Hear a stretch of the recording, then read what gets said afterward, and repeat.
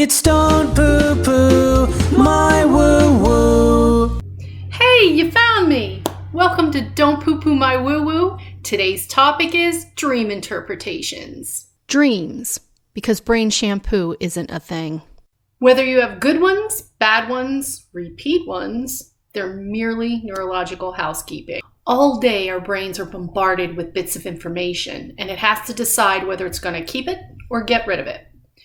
Sometimes it stores it for later, like the name of a new movie you want to see, or that super attractive person at the subway.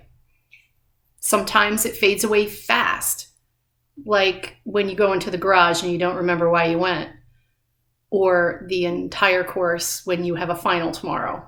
And while we sleep, all that daytime residue rolls around our cerebral cortex like a tumbleweed brain bunny, just waiting to be cleaned out. Then we dream. Boom! Neuroscience. If you remember your dream, it was your subconscious showing you something. If the dream was unmemorable, you probably just needed some light housekeeping.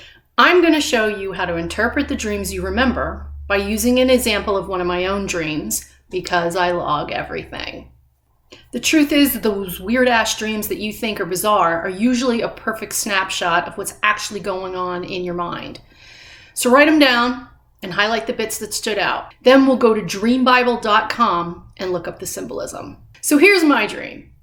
I was moving into a new house, and I actually had a celebrity boyfriend. I'm not going to say who that was. And this particular actor, to me, is extroverted and bold and not afraid to make mistakes publicly. He's on the fun side. Anyway, I didn't know the house very well, and he was trying to show me around, and it was not well lit. He said he had to go to the bathroom, and when he went inside, he was in there, and then he said he needed toilet paper. And then I went looking for it and found this really amazing cupboard that I wanted to just crawl into and play. It was clean, it was bright, it was just this empty area that just invited play. But I didn't. I waited for him. And then he stuck his hand out around the door and beckoned that he needed the paper. So I gave it to him.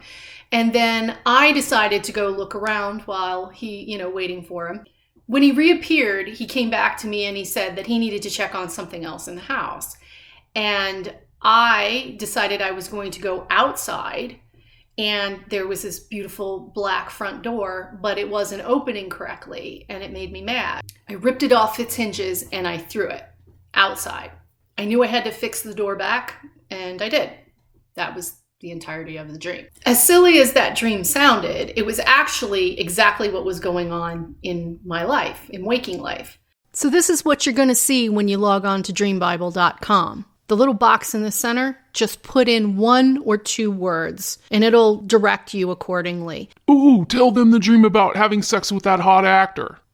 No. Sex in a dream doesn't actually mean sex, mind monster. It's symbolic for enjoyment and pleasure of something when you're awake. Celebrities always represent something that you want to see in yourself, or maybe something you already have in yourself, even something you dislike in yourself.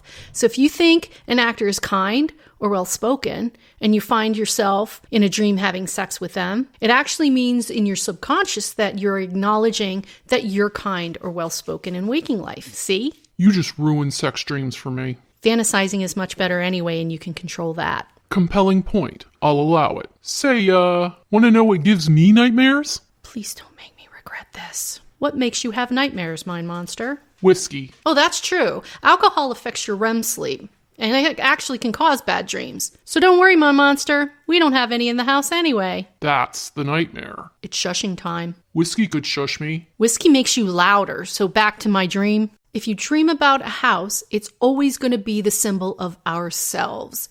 And look at the condition of the house in your dream, because that's going to show you your mental state.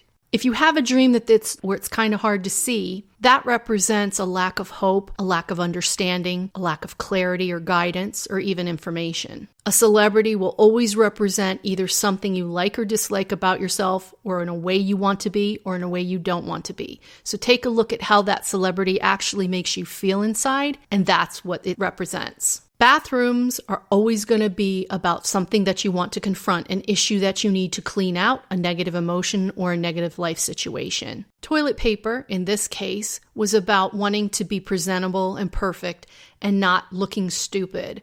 Or crappy. All right, or crappy. A hand beckoning is literally that. It's your brain telling you, it's beckoning you into something. Cupboards are about starting something new or thinking differently. And the black door represented an opportunity, meaning the irreversible feelings for a negative pattern or a situation, fears or a situation in my life where there is nothing positive happening. And outside represents freedom, openness, and opportunities. Do you see how a strange dream can actually be a reflection of what's happening in your actual life? You don't have to remember the whole dream to do this exercise. You can remember just those little memorable things and focus on that. The dream interpretation exercise is very useful because it stays in tune with your subconscious. It can make the weird and scary seem not so weird and scary. Until the next video, I wish you sweet dreams.